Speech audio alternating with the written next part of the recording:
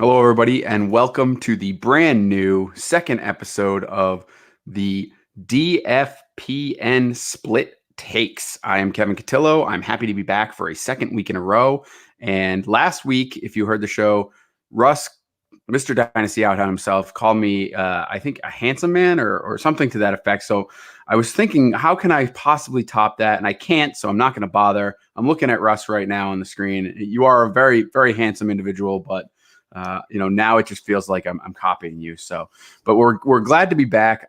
We got some pretty good response from the show last week, so that has been nice. Thank you to everyone who listened. Thank you to everyone who reached out and commented. We really appreciate it. We are back to do a second episode again. We got a couple of trades for you once again. And if you don't remember or didn't check out last week's, what we do here is we go over two different trades that we pluck from the Twitterverse, and we'll give you the details of the trade.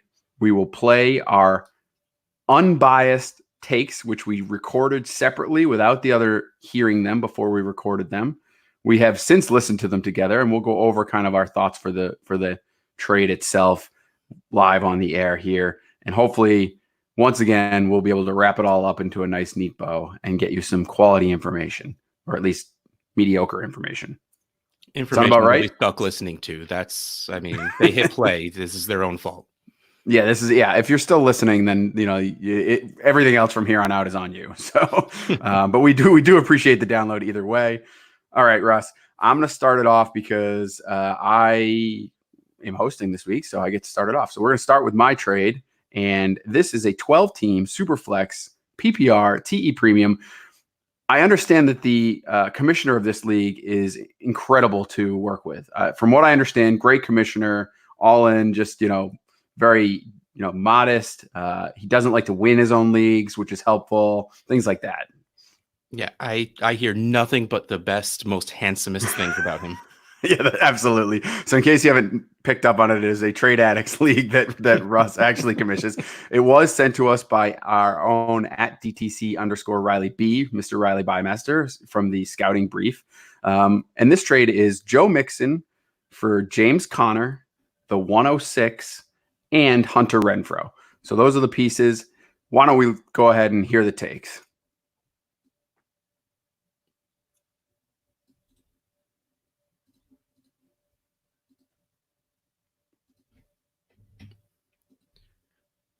Here we go. I wanted to grab. I feel like a jerk now. I didn't grab that dude's name for my trade. There you go. All right, so now you've heard what we thought prior to discussing. We're going to discuss, and I'm going to give Russ a couple of minutes to just sort of discuss something that we talked about off the air. You have a problem with me and my love for running backs. Yeah, I was going to say I have a problem with you philosophically. I don't know. It's just I never was a fan of running backs. I don't even know how to explain this. It's just like scratching at my brain, trying to understand the liking of running backs. It's just, you have to pay so much. And the thing is, the one thing I get is the highest percentage of early running backs taken do still score as a high-end running back, but I almost said frivolity, that's wrong. Fragility, that's the right word, is just through the roof. Nowadays, we've completely, I hate speaking in absolutes because it's not completely, we have mostly gone away from workhorse backs. The fact that it used to say, you have this one guy who's on the field for almost the entire game. He's getting the ball put into his chest and all of this stuff. But now most teams run with committees. And yeah, I guess that does mean that the few workhorse backs are more expensive, but what you have to pay with them and the short window of success you can get out of them, to me, just doesn't add up to getting, 26 years out of Julio Jones? And, he's not going to retire for another 5. So 31 years out of what? 4 from Dalvin Cook, if you're lucky. So redraft, completely get it. Redraft running backs are pretty much necessary. Also, just to completely forget I talked about redraft, because who cares about redraft? It's easier to find replacement level wide receivers on lower benches or on waiver wires, depending on your roster sizes, you can find league winning running backs on waiver wires, regardless of roster size. And to me, that's just sort of the reason why, why pay, man, what happened that Damian Williams went nuts, or when Gurley went out and whoever the heck it was CJ Anderson off the streets. I mean, not to say all of those guys will hit anyway, but you have a better chance of that happening than if Julio did go down. I mean, yeah, Calvin Ridley would be awesome. Calvin Ridley is awesome. Sorry. He would be more awesomer. Who cares about proper English? But he's not going to all of a sudden turn into a league winner compared to what he was already. So to me, there's just a big difference in between what you expect and what you can get out of a dynasty window. I mean, however you want to phrase that, because value matters and longevity of value matters. And I've been rambling for way too long, so we're just going to move on. So why don't either respond or just tell me I'm crazy. You like running backs and you don't care what I think. But yeah, you start talking. I'll make it brief. My love of running backs is this. If you look over the last however many years you want, you can pick the sample size yourself, because I truly don't believe it matters. 17 years. 17 years. If you look over the last 17 years, the most common denominator for championship teams is almost always a high-performing running back, a la Christian McCaffrey. If you have those guys, the rest of your team can be built out, in my opinion, through other means, right? If you spend up on those guys now, and then the other part of that is, you mentioned it, and I sort of everything you said, I kind of look at from the flip side, right? You mentioned that you pay a high price for running backs. I look at it as everyone. We just talked about it last week. Everyone who has Christian McCaffrey, they might hold on to him too long, but if you don't, you can get a ransom for him. If you can trade them, then you get a whole lot for them. So the running backs are more flippable assets, particularly in the short term. And then from a draft perspective, we've talked about it plenty of times before, right? You draft good running backs, get a couple of years out of them, and then move on for established wide receivers. And I think that method makes the running back a little bit more, a little bit more valuable, because you need to have that short window for them, right? You need to have them within that short window.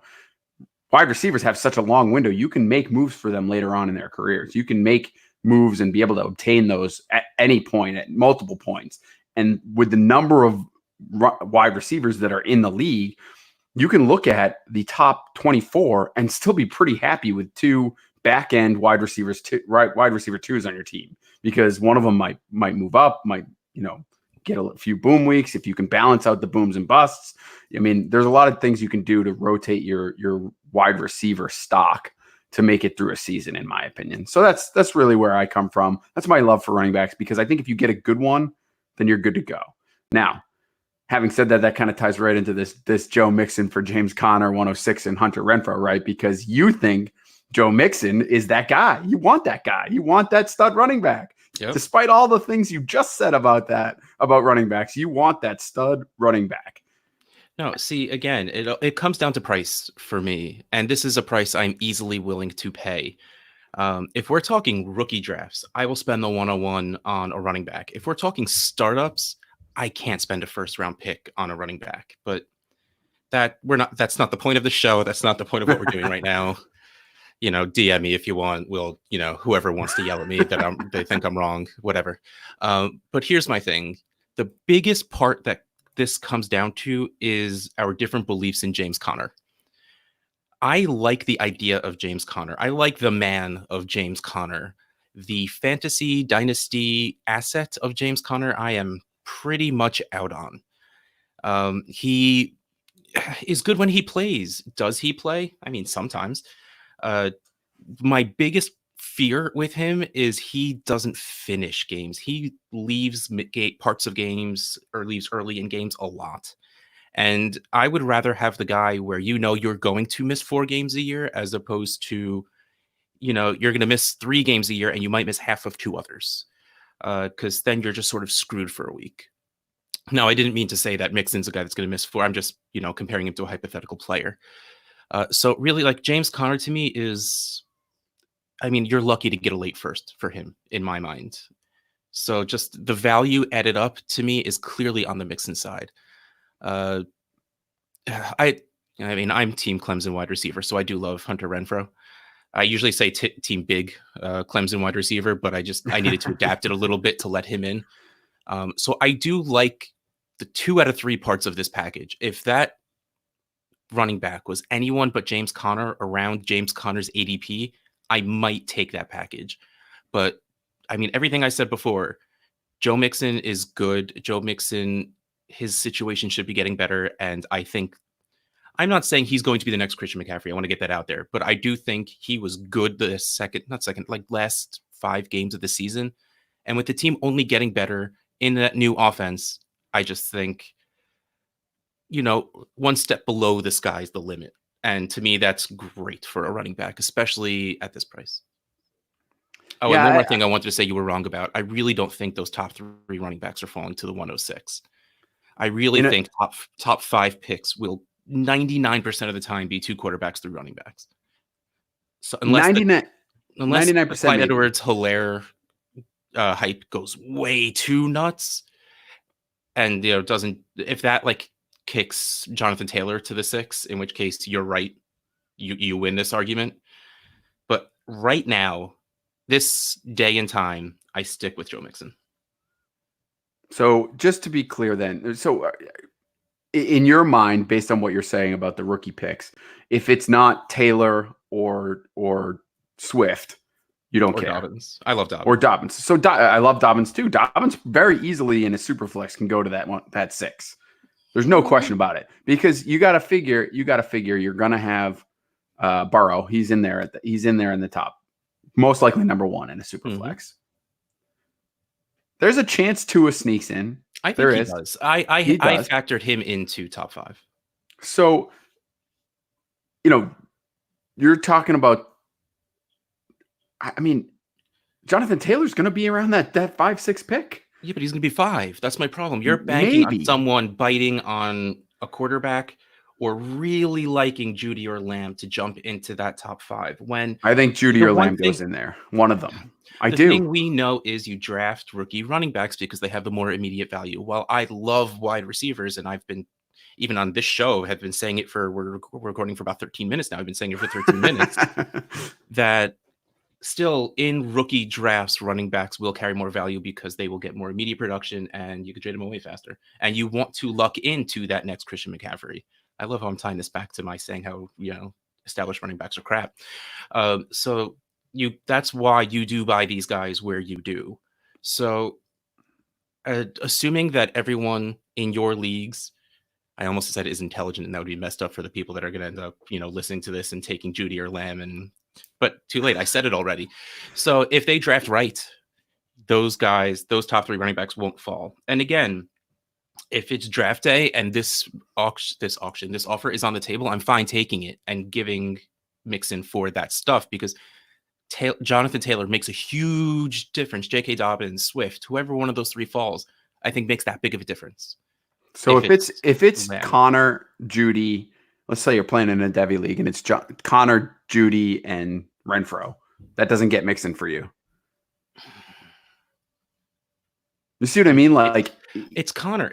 Connor is the thing that is throwing me off from everything else.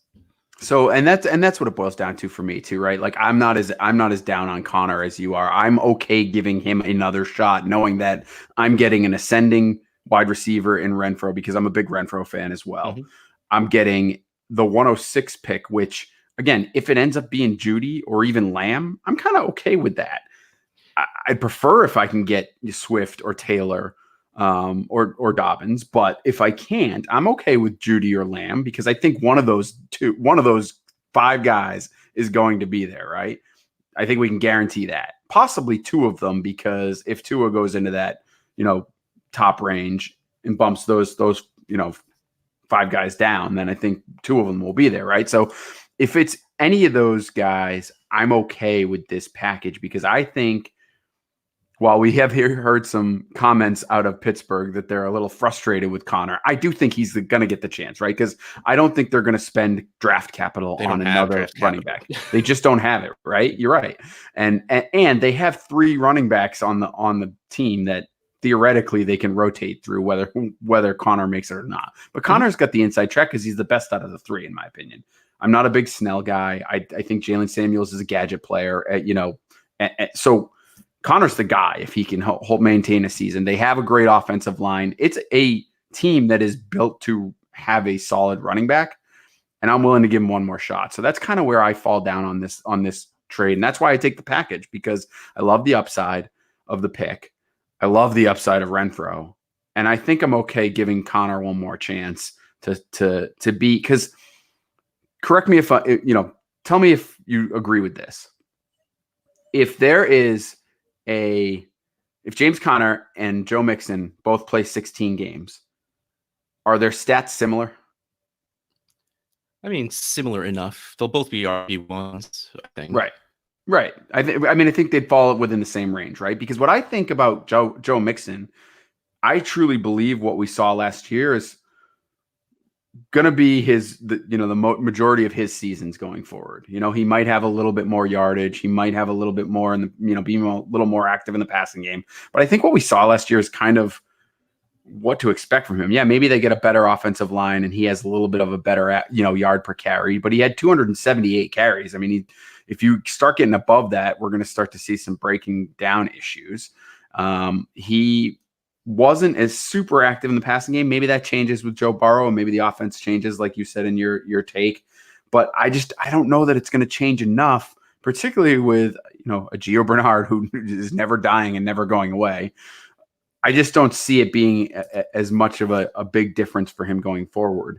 So I think James Conner can very easily get to what Joe Mixon's stats were last year if he plays a full season. So that's where I am with this trade. I'm taking the package. The other thing, one last point before we get to your trade. The 106 right now before draft is worth a lot. Mm-hmm. And while it may not be worth Joe Mixon directly, maybe there's some other pieces that you can work with. So if you if you're like me and you're not a big Joe Mixon guy, I trade Joe Mixon all day long, get this package, keep Renfro because I love him, hold on to James Conner because he's not tradable by himself, and take that 106 and try to package it up with something and get something else. That's James Conner in the 106 for the 102. I'll do that. Yeah, right. So, all right, that's it for me. What about your trade today? All right, let's hit up mine from Craig. Man, I probably should have just gone with his handle because Craig Howell, Houle. Sorry, bro. At FF Night Fury. This is a 1-quarterback PPR league, 10 teams. Derrick Henry for Austin Eckler and the 109. Man, I probably should have done some sort of what did you say? Like an intro? Yeah. What did we say? I don't know. All right, so and here are our unbiased takes on this trade.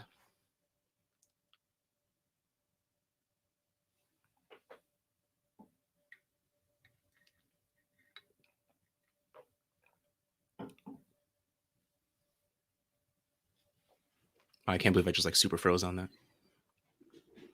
It happens. Yeah. All right, so I think this discussion is going to be a lot easier than. Damn it. So I think this discussion is going to be a lot easier than the last one because we seem to sort of agree, even though we sort of stumbled down different paths to get to the same answer. We still ended up with the same answer of Eckler and the 109. You seem to be more on the lines that Derrick Henry can be what Derrick Henry was, like 80-90% of what Derrick Henry was. I think it's going to be a little less than that because I'm terrified of what he is not on the Titans because it's going to be tough to keep him and still sign Tannehill. And is that team the same without Tannehill? As we saw, it wasn't the same with Mariota. And Eckler, I think we both agree he's not going to be a workhorse no matter where he is, but he also has the chance to super boost in value if he does sign in LA and they don't bring in a workhorse. So that side value wise just seems to make more sense. I think my reasoning for the, Derrick Henry being the same is that I legitimately believe that there's no one else that's going to sign him for what he wants. And I think there is a very valid chance that the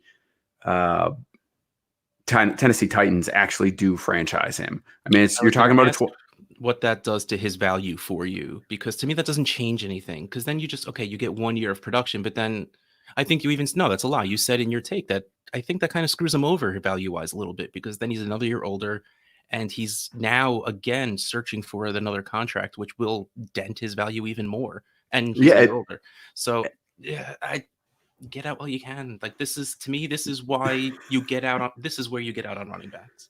Yeah, this is exactly where you get out on running backs but the problem is, I think, right now in the offseason, the only issue I have with this is that you're unlikely to kind of get this kind of deal right now. And maybe you could. If you can get this deal, I'd do it, right? Mm-hmm. If you can get something similar where you can get a running back, an established running back that's got some, maybe a slight downgrade from what Henry is, from this year to next year, and take another pick. If you can get anything like that, I would do it. But people are kind of waiting, right? I mean, I don't know what you've seen out in the market, but right now people are waiting on Henry because of this exact issue with this contract. Yep. And I think that makes it very hard to get. So if you can take a deal like this, absolutely 100% do it, because you get that pick, which we all love. We all love the pick. I don't think there's any argument that the 109 is going to be something good. But if you're a championship contender, and this is the only case I can make, right? This is literally the only case I can make. If you won the league last year and you're returning, all kinds of great bits and pieces from last year to this year, and Henry is one of those guys, it's the only case you can make to keep him, right? Yes, agreed. Because otherwise, I don't see it. I mean, maybe you get one more year out of him. It's going to be less than 1,500 yards. It's going to be less than, 18 total touchdowns. It's going to be less than that. But maybe you get something similar. But that peak was this year, and it's all downhill from here. Whether it's a slight downhill, or you're looking into 2021, and I think you start to see a steep drop. Mm-hmm. You got to get out quick. And I think this is your year to do it for sure. So let's talk about Eckler, though, because we didn't touch on him too much, right? And we both did in our takes. We both agree that he's not going to do what he did last year either, Oh, absolutely not. I mean, every year we see this, Tariq Cohen, Duke Johnson. You go back every year, you'll see one. But I think he's more likely than all of the rest of them to at least keep up his receiving role he had before. I mean, the year before, when Melvin Gordon got hurt, I think it was, where him and Justin Jackson were splitting time pretty evenly, he was still outscoring Justin Jackson. And I have always been a Jackson fan, so part of me hopes they just run with them two again. So, yeah, I don't think Eckler is going to do this again. A great season for him will probably be about RB 10, 12 for me. Like, that to me is his ceiling at this point. But that's awesome at this price. I mean, that's incredibly valuable. Yeah, incredibly valuable. That's great. So I'm not necessarily even selling him if I have him. If the way I build my teams, like, he was my most owned player 2 years ago, shortly replaced by Tyler Boyd and now by Allen Robinson, just for some reason putting it out there. So yeah, I'm all about Austin Eckler, especially at the price that you can get him by, unless an insane person thinks he's going to be RB3 again. Yeah, I mean, I think I'm all about Eckler this year as well for that reason. And I think the other part of that is obviously the contract, right? Like, we just talked about it. While Henry might be franchised because they can get one more year out of him, and it's a sunken cost for 1 year, but then they can let him go. Eckler's more likely to get a long-term deal, whether it's from the Chargers or from someone else, because he's not going to make $12 million. He's not going to get $12 million. He's going to get something in the $5 to $6 million range to be that RB2 for a team, to be that change of pace back. And that has value because he could very easily get a 4-year deal somewhere, and he'll get a deal from someone who's looking to utilize his strengths. So while his ceiling may be capped, his floor is a lot higher, in my opinion. Yes, so exactly.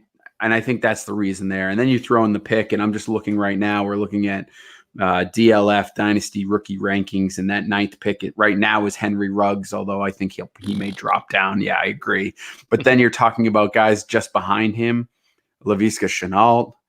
We talked about Clyde Edwards-Helaire is there. Maybe Yeah, he he's gonna jumps up. skyrocket. Hey, He's man, going to skyrocket. Agreed. team claims a big wide receiver. T. Higgins falls down there. I'm all over it. T. Higgins, maybe Cam Akers drops a spot. He's at number 8. So, I mean, Yeah. if you can get those guys, with Austin Eckler for Derrick Henry, sign on it right now. Right now. Yeah. All right. Well, I think that does it for us again today. I want to thank everyone again for listening. Please, obviously this is a new show, so hit us up. You can tweet at Russ at Dynasty Outhouse. You can tweet at me at Kevin Cotillo. You can tweet at the show on the at DFP Network on Twitter as well. So make sure you get that. Listen to all the other stuff on this feed. The other guys that are doing work on this feed are way better than we are. So you should check them all out. They'll give you much better information than we do. For now, until Russ stitches me, and then he'll do much better work as well. Like I said, you're a stepping stone for me. That's it. Yep, that's it. So we'll be back hopefully next week with our split takes. Thanks. Laters.